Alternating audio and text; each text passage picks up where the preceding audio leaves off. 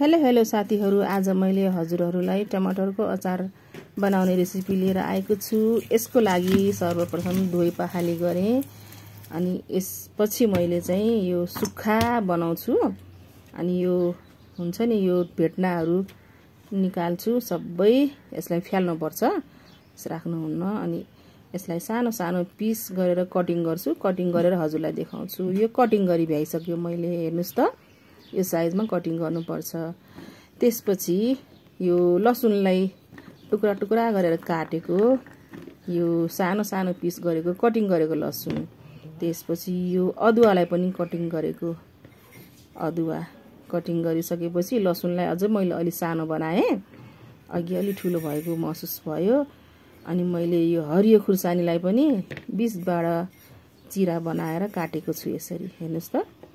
अनि अब स्वाद अनुसार नुन, बेसार, सुकेको खुर्सानी, यो ज्वानो, यो रायो, यो खुर्सानीको धुलो, यो मेथी।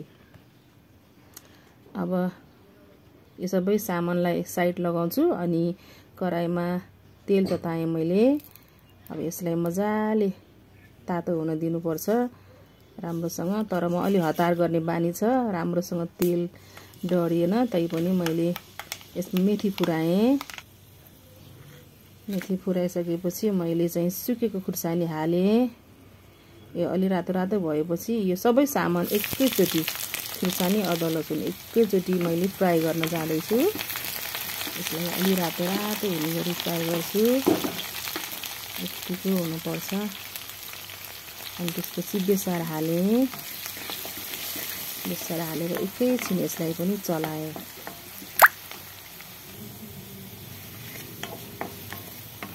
राम्ररी फ्राई हुन दिइसकेँ मैले यसलाई। यतिको रातो रातो भएपछि मैले नुन हालेँ, स्वाद अनुसार नुन राखेँ। अनि खुर्सानी राखेँ। खुर्सानी पनि हजुरलाई कति अमिलो पिरो के मिस्टेक भयो, सरी ल। अनि खुर्सानी हालेपछि मैले यो ज्वानो पनि राखेँ। पिरो कतिको खाने भन्दाखेरि जिब्रो लड भयो साथीहरु, माफ पाऊँ। अनि मैले टमाटर हालेँ। जिब्रो के गर्नु, कहिले कहिले लड गरिन्छ। टमाटर हालेर मजाले यसलाई फ्राई गर्नुस्, पाक्न दिनु। यतिको पाके, हेर्नुस् त, यतिको। अझै मैले अलिकति पकाएँ। अनि त्यसपछि यो रायोलाई भुटेर पिसेको ल मैले यसलाई राखेँ।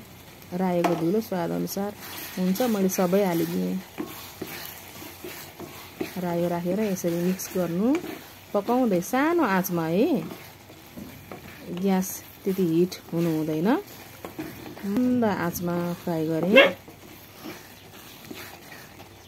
यतिको पाक्यो। अझ राम्रोसँग फ्राई गरेर मैले यतिको बनाएँ। यतिको फ्राई गरिसकेपछि यस्तो राम्रो कलर आएको छ, हेर्नुस् त। अघिको कश्मिरी लाल मिर्च हालेको हो नि त, अनि त्यही भएर यस्तो राम्रो फ्लेभर आएको छ। पाक्यो यो। अब यसलाई एकैछिन सेलाउन दिनुपर्छ। ग्यास मैले अफ गरिदिएँ। अब एकैछिन सेलाउन राखिसकेपछि मैले यो अचारलाई सफा बोतलमा यसरी भरेर यसलाई राख्छु। यो अचार साथीहरु जति पुरानो भयो त्यति मिठो हुन्छ।